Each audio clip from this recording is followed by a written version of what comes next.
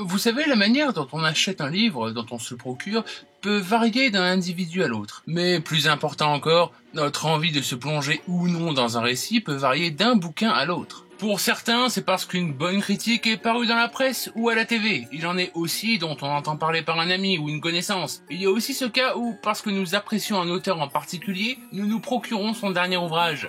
Plus simplement, la couverture nous a plu. Dans ces moments-là, l'achat peut mener à 3 situations bien distinctes. Soit nous sommes déçus, soit nous sommes ravis, soit nous concluons par un bof-bof. Mais dans mon cas, même si j'ai mes auteurs de prédilection, je fonctionne bien trop souvent au « je ne sais pas pourquoi, mais je veux lire ce livre ». Une chose que la plupart des lecteurs connaissent. Quelque chose comme ça en fait.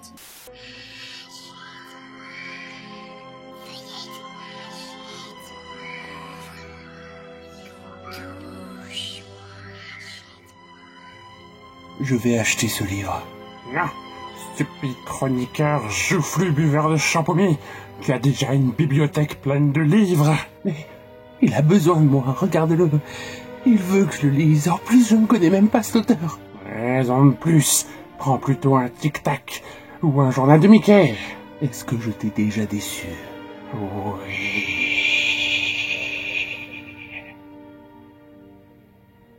C'est pas faux.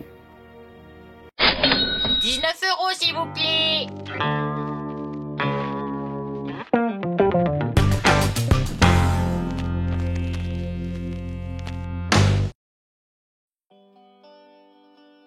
Comme d'habitude, l'auteur pour commencer. Olivier Adam est un audacieux mélange de Neil Patrick Harris et de Passepartout. Putain, mais regardez-moi ça, on dirait vraiment ses parents. Ce sera ma seule blague sur le physique, promis juré. Ça va, c'est un BG, et c'est pas parce qu'on est le fils de Passepartout. Sur sa vie, il n'y a pas grand chose à dire. Il a grandi dans l'Essonne et a suivi des études de gestion d'entreprises culturelles, durant lesquelles il rencontra sa future femme, Karine Ressé, elle aussi romancière. C'est en 2000 que sort son premier roman, rencontrant un succès critique instantané, Je vais bien, ne t'en fais pas, dont l'adaptation sortie en 2006 nous a tous fait tomber amoureux de Mélanie Laurent. Du moins, ce fut mon cas. Mais faites pas trop les malins, les loulous.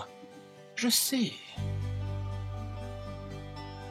Mais lorsque j'ai acheté le roman dont je vais vous parler aujourd'hui, publié en 2016, je ne savais absolument pas qui était Olivier Adam. Pour moi, il faisait partie de cette vague récente d'auteurs français comme David Foekinos, édité chez Flammarion, dans leur collection de bouquins classe, mais dénués de jaquettes, donc forcément chiant pour un teubé comme moi. Et surtout bankable au cinéma français, vu que j'avais déjà vu Je vais bien, ne t'en fais pas.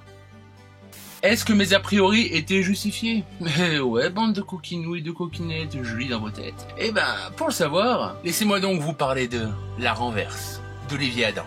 L'histoire, en 2 mots. Enfin, plus ou moins. Lorsque ta mère est impliquée dans un scandale politico-sexuel, et que ta famille vole en éclats... Je n'entends rien.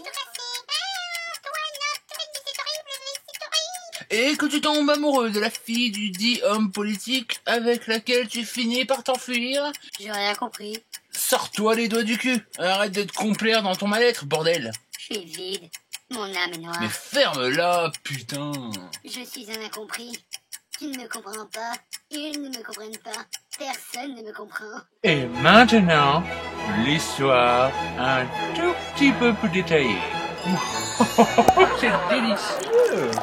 Lorsque le livre commence, Antoine, 25 ans, bosse dans une librairie en Bretagne. Il a une petite vie bien réglée en apparence, mais il semble un peu paumé dans son existence. Un jour, qu'il se rend dans un bar tabac pour s'acheter 2 paquets de clopes, il apprend le décès de Jean-François Laborde, un homme politique, et cette nouvelle le replonge 10 ans en arrière. Dans la petite ville de M, qui ne sera jamais clairement nommée, la mère d'Antoine, alors adjointe de Laborde, est impliquée dans un scandale sexuel sordide qui détruit peu à peu l'équilibre de leur famille. 2 employés furent abusé par un maire crapuleux, Jean-François Laborde, et son adjointe et maîtresse, la mère d'Antoine, une ancienne actrice et mannequin raté. Tandis qu'Antoine s'enferme dans le déni, son frère aîné Camille est horrifié par les événements. Leur père, quant à lui, se montre solidaire de sa femme, malgré les nombreux témoignages accablants, et leur mère enchaîne les crises de nerfs. Humiliée et brisée, la famille en apparence parfaite se disloque face aux événements, les adultes abandonnant les enfants dans leur incompréhension. Antoine finit par se rapprocher de Laetitia, la fille de Laborde, qui déteste son père, et ensemble, la seule solution qu'il leur reste semble être de prendre la fuite.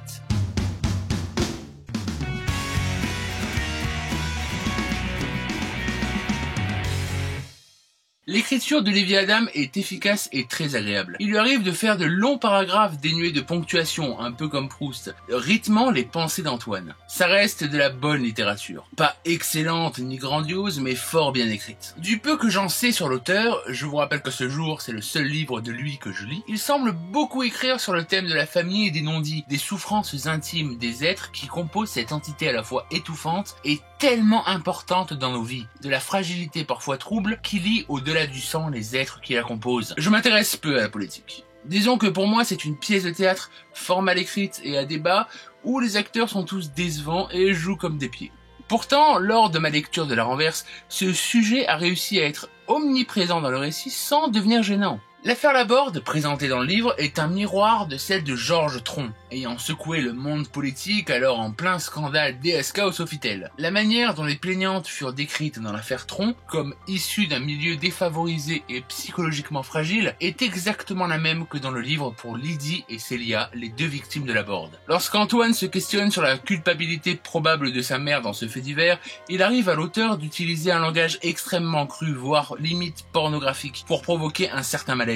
Et cela fonctionne parfaitement. Les deux seules choses que je peux reprocher à ce livre ne sont en réalité aucunement des critiques. En premier, c'est le sentiment d'impuissance que j'ai ressenti. Le protagoniste étant un jeune ado face à la cruauté passive des adultes, complètement perdu et qui finit par ne presque plus se battre et par accepter les événements qui se présentent à lui. On a envie de le secouer, de lui hurler, d'ouvrir les yeux, de se sortir les doigts. Et enfin, attention, petit spoil, le sort réservé à Laetitia, la fille de Laborde, qui disparaît en cours de récit. Incapable de se remettre des événements et qui est le personnage le plus intéressant et le mieux construit du bouquin. En réalité, le titre est extrêmement bien choisi et définit parfaitement l'état dans lequel se retrouvent les protagonistes du livre. La définition nous en est d'ailleurs offerte en début d'ouvrage. Période de durée variable séparant deux phases de marée, durant laquelle le courant devient nul. La question qu'il faut se poser est la suivante. À quel moment le courant va-t-il reprendre? À quel moment Antoine pourra reprendre le cours de sa vie? Donc, Olivier Adam a réussi son coup, et largement. Et je vous conseille de tenter la lecture de La Renverse. C'est à 1000 lieues de ce que je dis habituellement. Et bien que je vous avoue avoir fait une pause d'environ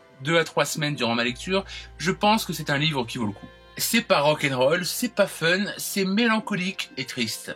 Ça peut être un peu chiant et mou du gland, je vous l'avoue, car une fois la situation posée, elle ne change pas vraiment, et Antoine reste loin d'être charismatique comme personnage principal, avec sa fâcheuse tendance de se complaire dans sa dépression, mais nous sommes face à l'horreur la plus tangible. Nous assistons à une destruction familiale dont personne n'en sortira parfaitement indemne. Adam dépeint avec justesse le calvaire de ses enfants, et le processus de défense d'Antoine, sa façon d'occulter la vérité pour s'en protéger, finissant par se couper de ses propres sentiments. C'est tout pour moi.